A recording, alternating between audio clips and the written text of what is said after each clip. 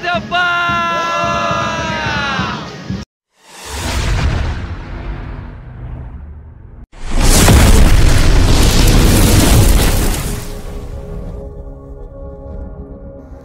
नमस्कार सगळ्यांना, आपल्या नवीन ब्लॉगमध्ये स्वागत आहे।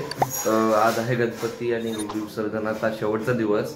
तर मी आहे माझ्या गावी खोपोलीला, आणि खोपोलीला कशा प्रकारे विसर्जन करतात ते आपण आज बघणार आहेत। ठीक आहे, सकाळी सकाळी उठलोय, नाश्ता करूयात। हे बघा आमची गौरीचं दर्शन तुम्हाला देतोच मी नंतर। आता गौरी कशी प्रकारे विसर्जन करतात आणि गणपतीचं विसर्जन कशा प्रकारे करतात हे दोन्ही तुम्हाला मी आज दाखवणार आहे। ठीक आहे, भेटूयात पुढे।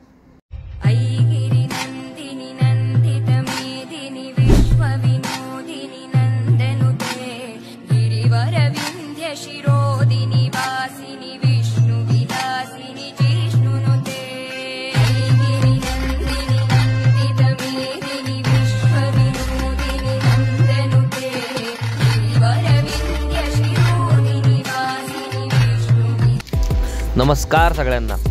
खोपोलीमधील हेच ते ठिकाण आहे तिथे खोपोलीतले सगळ्यात जास्त आणि सगळे गणपती गावातले इथंच विसर्जन होतात।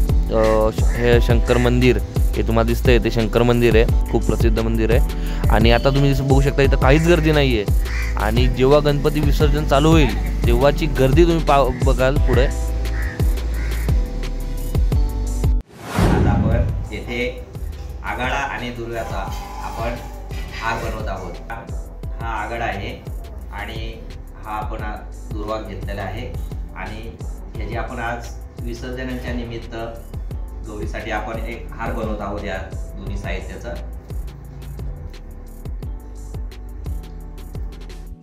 पप्पा आता जो हार बनवत आहे त्यामध्ये आगाडा आणि दुर्वा असे मिक्स करून तो हार बनवत आहे।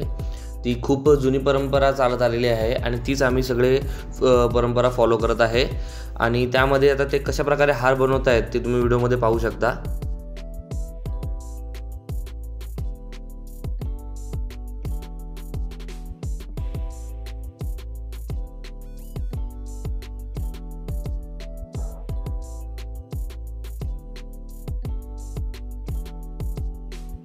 आलाबाद प्रमाणे ह्याही वर्षी आमचे बालमित्र अशोकजी साळुंके इथे आलेले आहेत। ते दरवर्षी न चुकता येथे दर्शन करण्यासाठी येत असतात, आणि त्यांचं आमच्याकडे मोरी परिवारातर्फे हार्दिक स्वागत आहे। तुम्ही पाहू शकता की गणपती विसर्जनाला सुरुवात खूप चांगल्या प्रकारे झालेली आहे। हा आमच्या गावातील मंडळाचा गणपती आहे। हा गणपतीच्या मागे संपूर्ण गावाचे गणपती विसर्जनासाठी रेडी होतात। तर सुरुवात तर झालेली आहे खूप चांगल्या प्रकारे।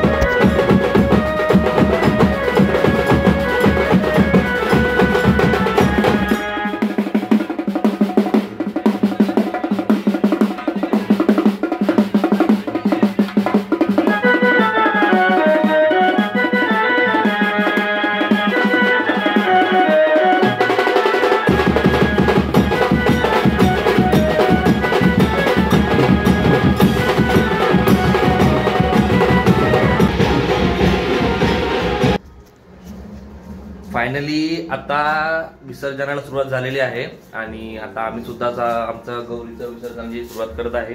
पूर्ण प्रोसेस झालेली आहे। आता गौरीचं विसर्जन कशा प्रकारे करतो आम्ही हे तुम्हाला आता व्हिडिओमध्ये बघायला भेटेल।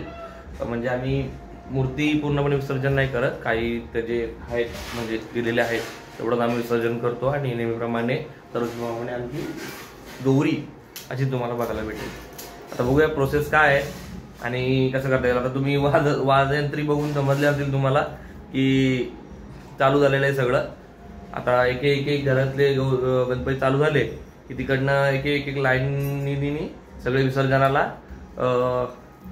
तलावाच्या इथं जातात। ते तुम्हाला दाखवतो मी थोड्या वेळाने। ठीक आहे, बघूयात प्रोसेस। आता सगळेजण पाया पडून घेतील गौरीच्या अखेरचा निरोप म्हणून। ठीक आहे, निरोप घेतो आता आम्हा आज्ञा असावी, आम्हा आज्ञा असावी। चुकले अमुचे काही, चुकले अमुचे काही, देवा क्षमा असावी।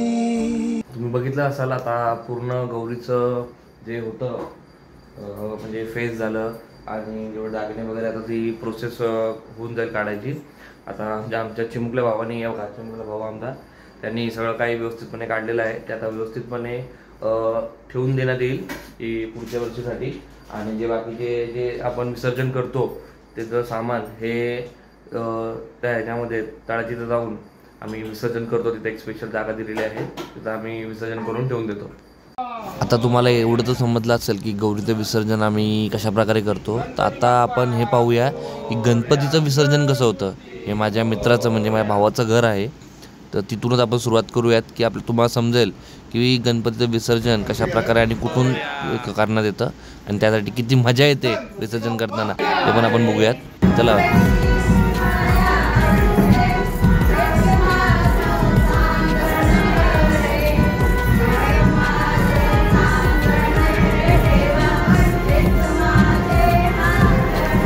आता तुम्हाला एक्झॅक्ट समजेल की जो गावचा गणपती जो दिसतोय समोर त्याच्या मागं गावातले गणपती कशा प्रकारे त्यांच्या मागं विसर्जनासाठी येतात. त्यांचे प्रत्येकाचे गणपती कशा प्रकारे ते ठेवतात, कशा प्रकारे ते आणतात, प्रत्येकाचा ग्रुप असतो एक, ते तुम्ही बघू शकता. आता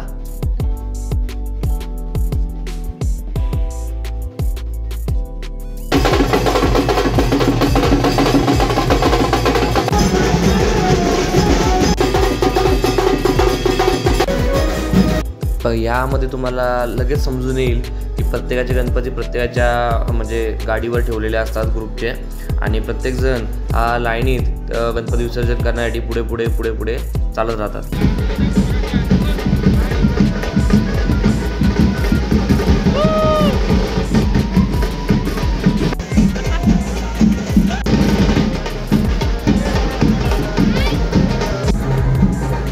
गणपती बाप्पा,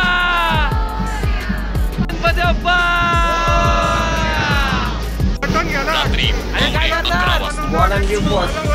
आणि काय करणार पुढं?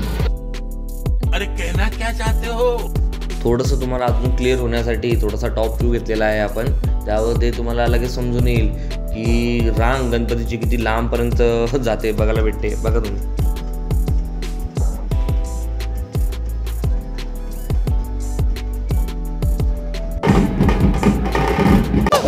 बघू शकता गणपती विसर्जन आता कशा प्रकारे चालू आहे. सगळे गणपती आलेले आहेत आणि प्रत्येक जण आता प्रत्येकाच्या हिशोबाने गणपती ठेवून पुढे चाललेले आहेत. त्या साईडला तलाव आहे, त्या साईडला ते गोल राऊंड मारून प्रत्येक गणपतीचे आता विसर्जन चालू करतील. चला आता आपण जाऊया डायरेक्ट तळ्यावर विसर्जन बघूया. तुम्ही आता पाहू शकता की आपण जेव्हा मॉर्निंगला व्हिजिट केली तेव्हा तिथं काहीच गर्दी नव्हती, आणि आत्ताची गर्दी तुम्ही पाहू शकता की किती गर्दी आहे गणपतींची. प्रत्येकजण गणपतीची आरती करण्यात मग्न झालेले आहेत. तर तुम्ही जर इथं पाहिले तर इथं तुम्हाला कृत्रिम तलावाची सुद्धा सोय केलेली दिसून येईल, आणि ज्याची इच्छा असेल ते इथं विसर्जन करू शकतात. तुम्ही पाहू शकता की लहान चिमुकले हे त्यांच्या गणपतीचं विसर्जन या तलावामध्ये करत आहेत.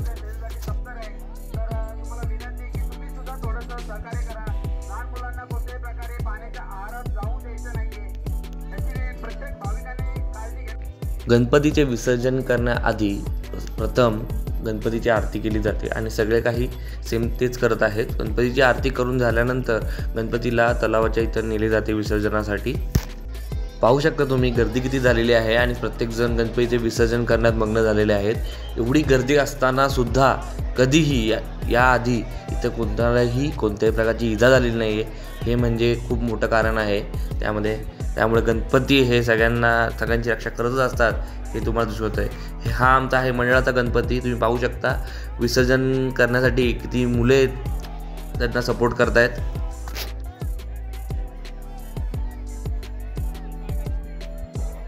तुम्ही यामध्ये पाहू शकता की गणपती कशा प्रकारे विसर्जनासाठी तलावात नेतात. एक बाकडा असतो, त्यावर जेवढे गणपती बसता येतील पॉसिबिलिटी त्या हिशोबाने गणपती ठेवले जातात रचून, आणि जी मुले असतात ती जे गणपती नेऊन एक स्पेसिफिक लेवलपर्यंत नेऊन त्यांना विसर्जन करतात.